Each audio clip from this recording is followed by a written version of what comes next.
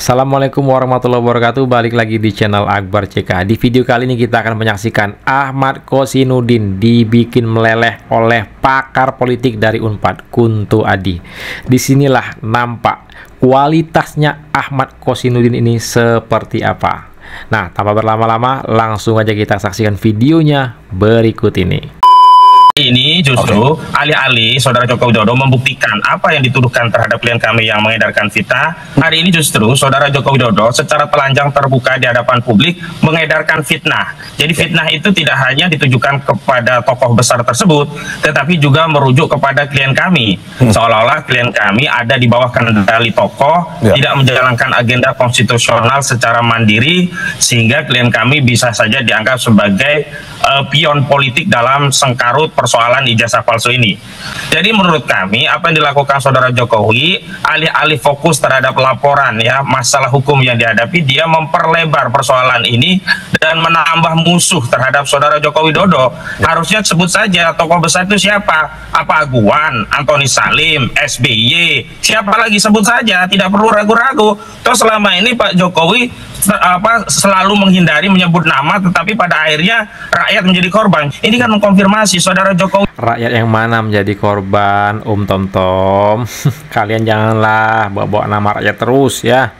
Widodo itu gemar mengadu domba anak bangsa dengan narasi-narasi umum, tetapi tidak spesifik, yang akhirnya seluruh anak bangsa saling tuduh, saling klaim, dan ini adalah berpotensi menjadikan Indonesia pecah belah. Jadi ini kalau saya boleh mengomentari ya soal tuduh-menuduh ini, ya pada akhirnya saya akan memprediksikan nggak akan ada putusan yang bulat sehingga Pak Jokowi terhukum. Itu kalau menurut saya. Sosok besar atau tidak itu perkara lain, ya kan, bisa saja bisa tidak.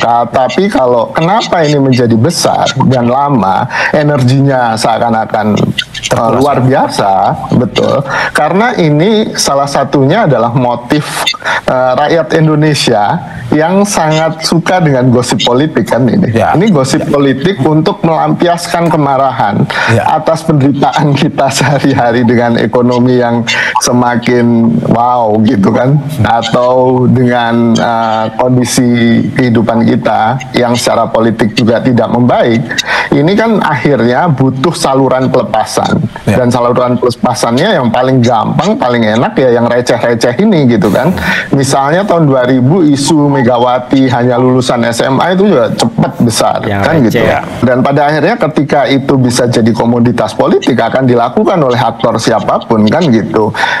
Dan apakah ini akan ke 2029 tembakannya atau kepentingan-kepentingan jangka dekat, ya sangat mungkin kan gitu. Apalagi Pak Jokowi juga masih aktif kan di politik walaupun melalui putra-putranya kan gitu. Nah ini kan juga apa yang harus kita perhatikan. Saya sih terus terang salah satu yang tidak terlalu mengikuti isu ijazah palsu. Oh ya, saya pakai baju Unpad ini karena supaya nggak dituduh dosen palsu kan gitu.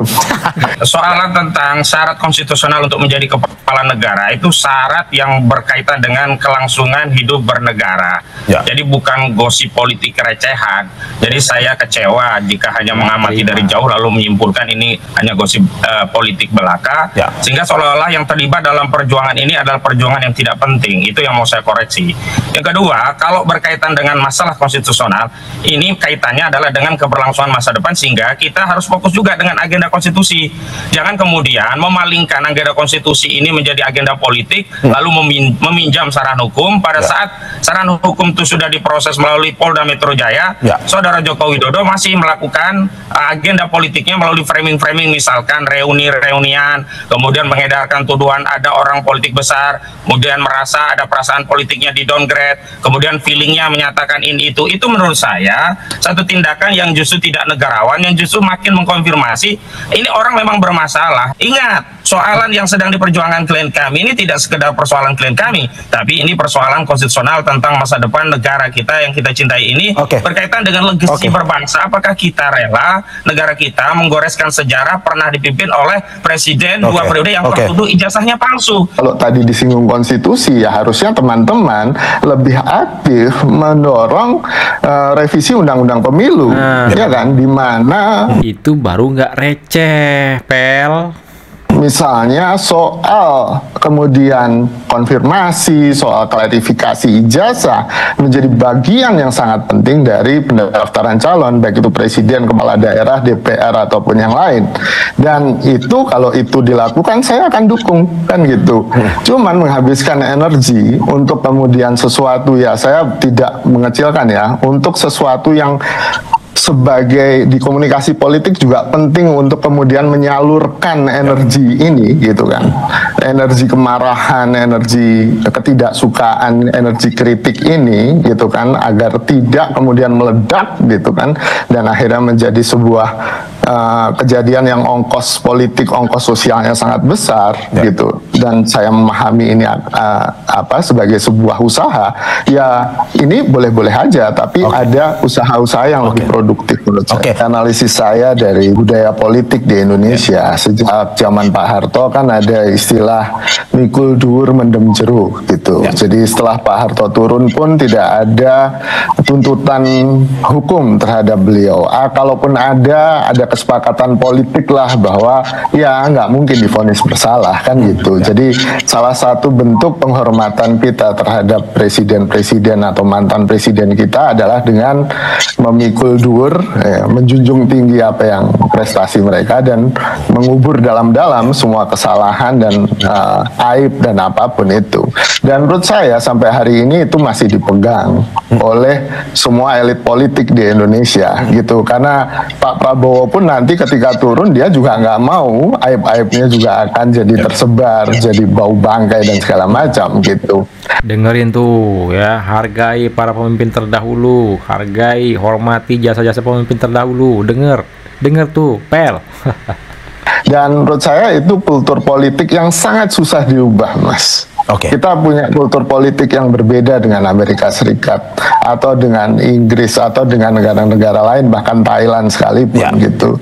Kalau kita bicara mikul dur mendem jeruk itu bisa kita lakukan kepada saudara Presiden Soeharto, tapi tidak kepada saudara Joko Widodo. Tidak mungkin kita itu mempermaklumkan terhadap kebohongan-kebohongan. Coba bayangkan ijazah palsu untuk mencalonkan sebagai presiden dan menjadi presiden 2 periode. Kalau itu terbukti, nggak mungkin bangkai seperti ini mau dipendem jeruk. Nggak bisa, kita harus tuntaskan ya bangkai ini di periode kita, dan kita akan mewariskan legasi bangsa kita kepada generasi selanjutnya dengan kejujuran. Tidak boleh ada lagi bohong-bohongan. Kalau kebohongan ini dipermaklumkan, kemudian dipendem jeruk, dipikul durnya ada yang baik-baik saja, maka negara kita tidak bisa belajar tentang bahaya dari kebohongan. Negara kita tidak belajar bagaimana menjadi sikap bagi seorang yang negarawan. Sejak awal saudara Jokowi bermain politik menggunakan sarana hukum untuk membungkam kebebasan kemerdekaan berpendapat rakyat yang sedang meneliti ijazahnya. Yang kedua, yang membuat downgrade itu bukan kita, bukan rakyat, tapi saudara Jokowi sendiri, dan menikmati ya peristiwa ini dengan cara apa? Tidak kunjung menunjukkan ijazah aslinya. Jadi kalau ingin meyakinkan publik dan mengembalikan marwah wibawa saudara Jokowi, itu bukan dengan reuni, tapi dengan menunjukkan bukti. Bukti yang dimaksud adalah ijazah asli. Dan kalau ya katakanlah ini sudah diserahkan kepada penyidik, itu belum selesai karena ini harus sampai ke pengadilan, sampai putusan yang ingkrah. Dan persoalannya, kalau hari ini rakyat minta yang ijazah ditunjukkan, tidak ditunjukkan, kepada penyidik ditunjukkan, katanya hanya kepada pengadilan. Lalu apa susahnya sih kalau pada akhirnya akan ditunjukkan ke pengadilan? Tunjukkan saja sekarang, biar sudahi segera polemik ini, sehingga tidak perlu lagi ada orang yang merasa terdowngrade, tidak ada feeling merasa orang itu ada orang besar di baliknya, dan klien kami tidak perlu lagi terfitnah dengan agenda besar orang besar. Bang Kosin, berarti kami hanya pion politik. Bang Kosin, kalau sudah ditunjukkan ijazah berarti selesai semua ini ya permasalahan ini. Selesai, kalau ijazah itu asli selesai. Karena ijazah itu bermasalah, tidak kunjung ditunjukkan. Nggak mungkin itu. Bahkan putusan pengadilan saja tidak akan membuat isu ini selesai. Gitu loh. Jadi gini. Anda tidak percaya berarti dengan pernyataan Bang Kosin tadi itu ya? Nggak mungkin itu. Ya susah membangun negara dengan suudon, tidak saling percaya. Ya sudah. Ya, yang suudon siapa? Kosinudin sendiri yang seuzon. Lu sendiri yang seuzon. Alah. Kalau gitu berangkat saja, kita tarung sampai pengadilan, sampai kasasi, sampai PK, sampai laporan lagi, sampai bikin bukti baru, sampai rame negara kita ini.